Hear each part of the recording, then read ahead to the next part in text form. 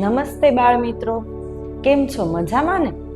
તો તમે નવી નવી વાર્તાઓ જોવો છો ને? તો આજે તમારે એક સરસ મજાની વાર્તા સાંભળવી છે ને? તો મારી વાર્તાનું નામ છે ચક્કીબેનને કાંટો વાગ્યો. તો એક મોટું જંગલ હતું. એ જંગલમાં ઘણા પક્ષીઓ રહેતા હતા. કાબરબેન, પોપટભાઈ, કાગડાભાઈ, ઘુવડભાઈ, એમાં એક ચક્કીબેન રહેતા હતા. ઈ ચક્કીબેન તો બધા પક્ષીઓને ખૂબ વહાલા હતા. એક દિવસ ચક્કીબેન ચાલવા નીકળ્યા. જંગલમાં ફરતા ફરતા એમને પગમાં કાંટો વાગ્યો.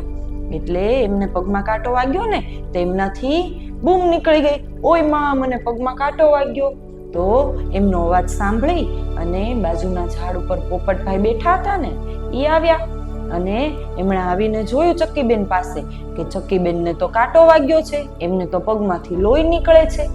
એટલે એમણે ચક્કીબેનને કીધું, ચાલો ચક્કીબેન, હું તમને દવાખાને લઈ જાઉં. એટલે પોપટભાઈ તો ચક્કીબેનને દવાખાને લઈ ગયા. અને દવાખાનામાં લઈ ગયા ને ત્યાં તો ડોક્ટર ઘુવડભાઈને તો કીધું પોપટભાઈએ કે ઘુવડભાઈ, તમે ચક્કીબેનને તપાસો ને, એમને પગમાં કાંટો વાગી ગયો છે. એટલે ઘુવડભાઈ કે હા, હું તપાસી દઉં.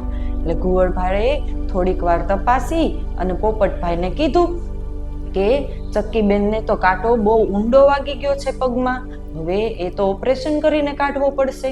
તો પોપટભાઈ કે સારું, તમને જેમ યોગ્ય લાગે તેમ કરો, પણ ચક્કીબેનને જલ્દીથી સાજા કરી દો.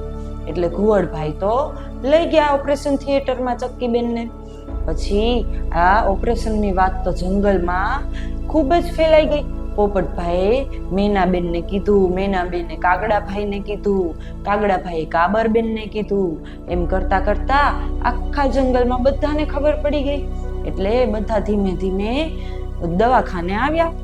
દવાખાને આવીને એ લોકો પ્રાર્થના કરે કે જલ્દીથી ચક્કીબેન સાજા થઈ જાય.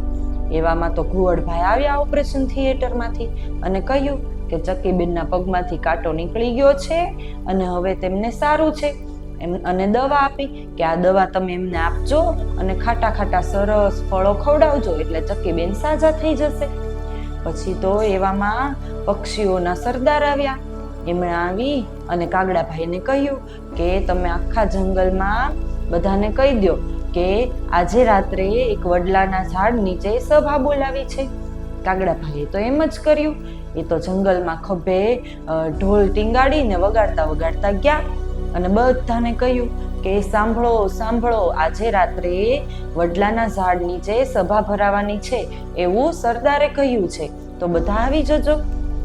એટલે પછી તો રાત પડી અને બધા પક્ષીઓ વડલાના ઝાડ નીચે ભેગા થઈ ગયા અને સભા ચાલુ થઈ.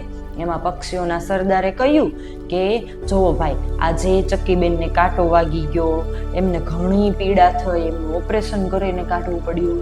તો હવે જ્યારે પણ આપણે ફરવા નીકળીએ ત્યારે આપણે ચપ્પલ પહેરીને નીકળશું, જેથી આપણે પણ ચક્કીબેનની જેમ પીડા સહન કરવી પડે નહીં. એટલે બધા પક્ષીઓ તો માની ગયા અને બધા એક સાથે મોચીની દુકાને ગયા અને બધાએ ચપ્પલ ખરીદી લીધા.